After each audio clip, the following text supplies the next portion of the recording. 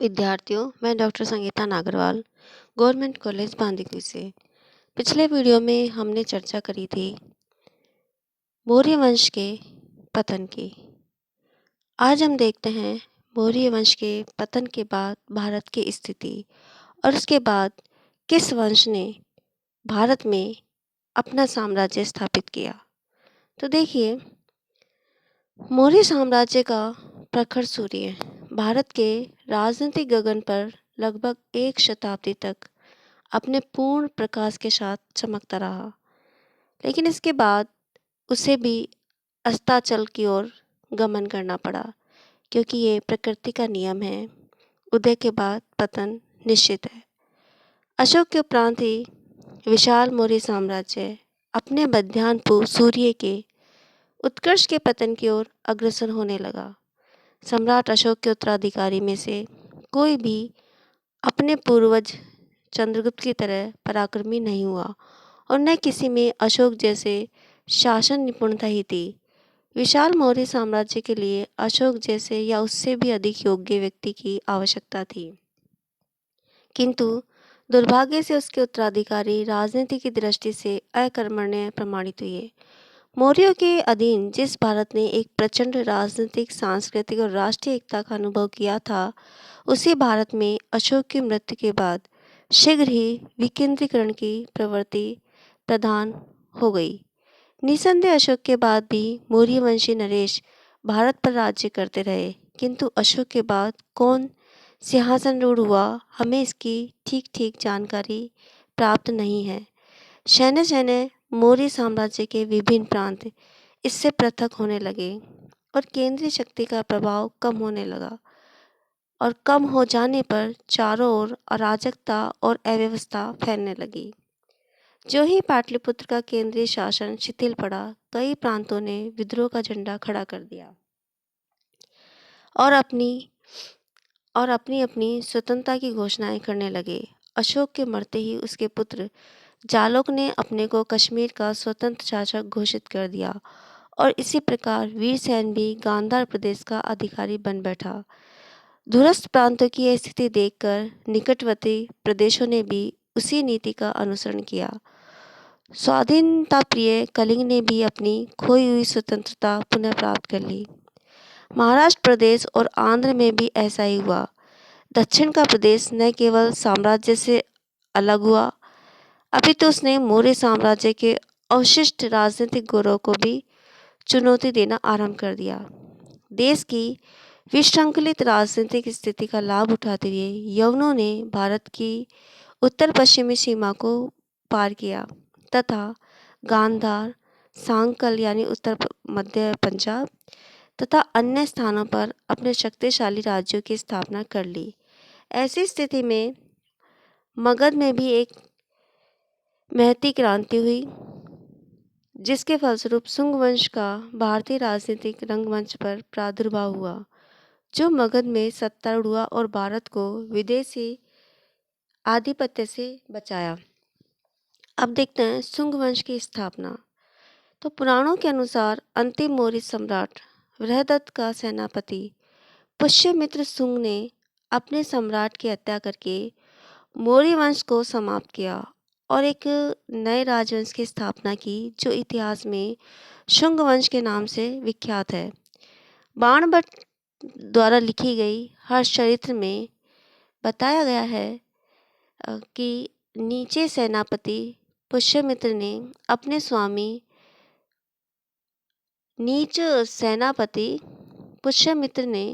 स्वामी बृहदत्त को सेना का प्रदर्शन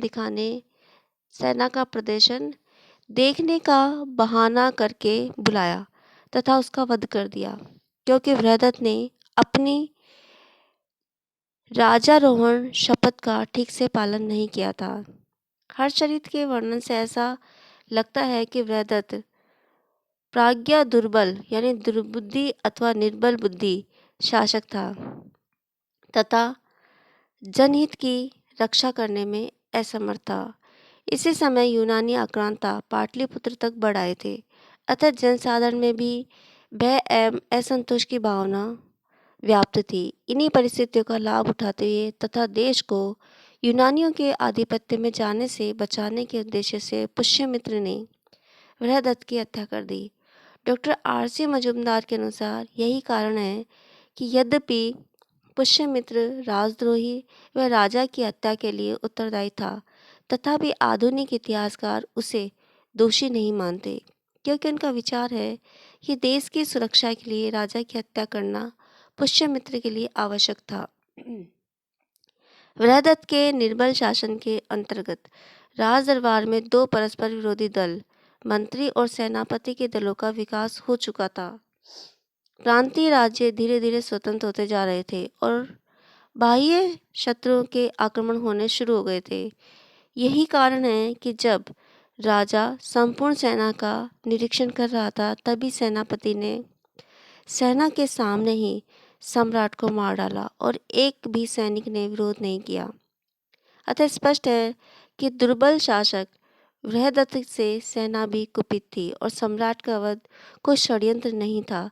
सेनापति ने राष्ट्र विरोधी शक्तियों का उन्मूलन करने के लिए ऐसे प्रजा दुर्बल सम्राट को मारना अपना कर्तव्य समझा। डॉक्टर विमल चंद्र पांडे आदि विद्वानों ने मौर्य वंश के अंत को ब्राह्मण प्रतिक्रिया बताया है। उनका मानना है कि क्षत्रिय देश के शासक और संरक्षक थे, परंतु अहिंसावादी बौद्ध धर्म के प्रभाव में आकर बहुसंख्यक क्षत्रिय अपने कर्म से विरक्त होकर निवृत्ति मार्गी होते चले गए। इससे देश की सुरक्षा, संस्कृति और धर्म भी खतरे में पड़ गया।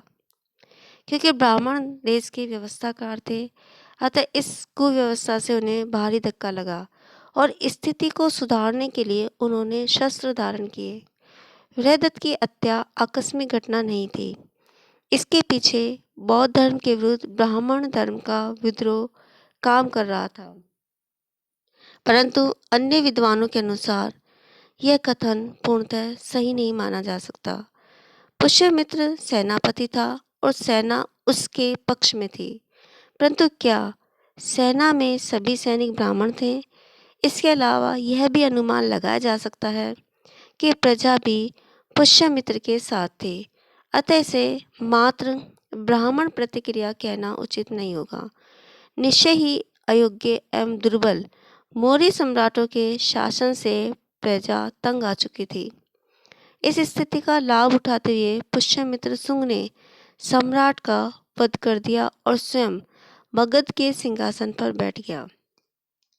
अब देखते हैं, ये तो हम देख ही चुके हैं कि मौर्य अंतिम शासक बृहदत्त की हत्या करके पुष्यमित्र ने मगध में अपना शासन स्थापित किया।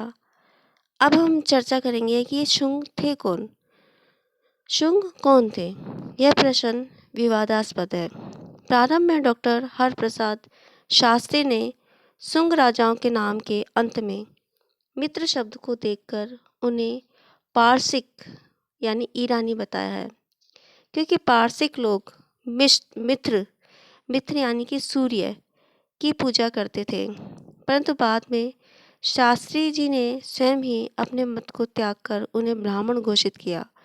निसंदेह शुंग ब्राह्मण थे और शुंग उनका कुल रहा होगा। पाणिनि की अष्टाध्यायी से शुंगों का संबंध भारद्वाज गोत्र से स्थापित होता है।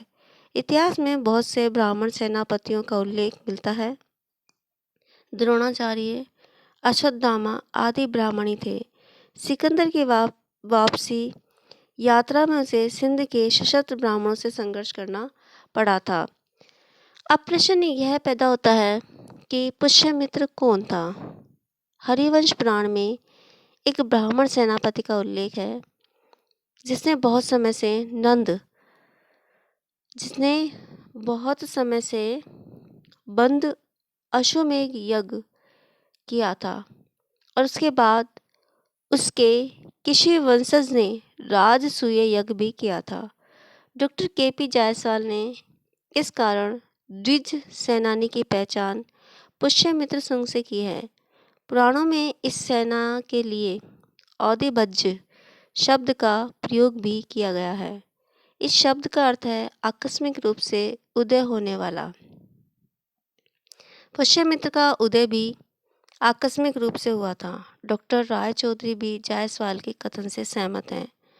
मालविक अग्निमित्र को बैम्बिक कुल का बताया गया है।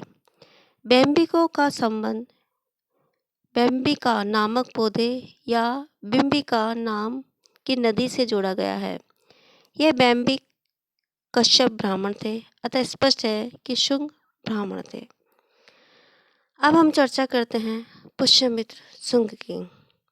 और पुष्यमित्र शुंग की चर्चा करते हुए हम सबसे पहले उसके राज्याभिषेक के बारे में जानकारी कर लें। तो पुराणों से याद होता है कि मौर्य वंश ने 137 वर्ष तक शासन किया। मौर्य वंश के संस्थापक चंद्रगुप्त मौर्य के सिंहासन रोहण की तिथि 322 ईसा पूर्व मानी जाती है। इस हिसाब से 185 ईसा पूर्व के आसपास मौर्य वंश का अंत तथा पुष्यमित्र शुंग का राज्याभिषेक होना चाहिए। वायु पुराण तथा ब्राह्मण पुराणों में पुष्यमित्र के 60 वर्ष तक शासन करने का उल्लेख है, किंतु यह सत्य प्रतीत नहीं होता। संभवतः इन पुराणों ने इसमें पुष्यमित्र वंश का वह समय भी जोड़ दिया है जबकि मौर्य के अधीन अवंती का वह गवर्नर था। यद्यपि यह अधीनता नाम मात्र की थी। अन्य पुराणों में पुष्यमित्र के 30 वर्ष तक शासन करने का उल्लेख मिलता है, जो अधिक तर्कसंगत और सही प्रतीत होता है। पुष्यमित्र शुंग ने रक्त से अपना राज्य आरंभ किया था और रक्त से ही उसे कायम रखा। पुष्यमित्र का अपनी सेना से अंत तक संबंध बना रहा। संभवतः यही कारण है कि उसने अपने लिए सम्राट की उपाधि धारण न करके सेनापति की उपाधि का ही प्रयोग किया।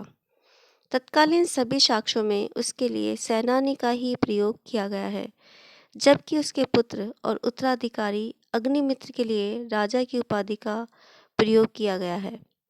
पुष्यमित्र ने जब बृहदत्त की हत्या की थी तब मगध साम्राज्य की स्थिति अत्यंत शोचनीय थी। कलिंग, महाराष्ट्र, आंध्र आदि राज्य स्वतंत्र हो चुके थे तथा मगध साम्राज्य के लिए चुनौती बन रहे थे। सीमा प्रांतों पर पूर्ण आधिपत्य न रहने के कारण यूनानी आक्रमणों का खतरा बहुत बढ़ गया था। ऐसी परिस्थितियों में सबसे पहले उसने साम्राज्य की स्थिति को सुधार कर उसे सुदृढ़ता प्रदान की। अवंती का राज्य मगध से दूर होने के कारण पाटलिपुत्र से उस पर पूर्ण अधिकार बनाए रखना कठिन हो रहा था। अतः पुष्यमित्र ने विदिशा को अपनी दूसरी राजधानी बनाया और अपने पुत्र अग्निमित्र को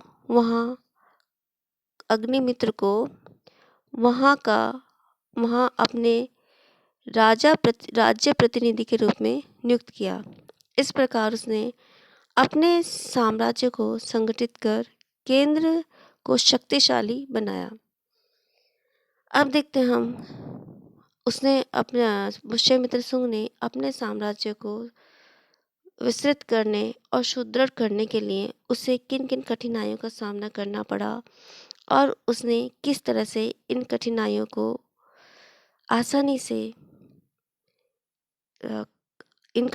उसने आसानी से सामना किया। ये कठिनाइयाँ कौन थी? तो सबसे पहली थी विदर्भ की, फिर यवनों की। तो उसके लिए उसको युद्ध भी लड़ने पड़े। तो सबसे पहले हम देखेंगे विदर्भ युद्ध को।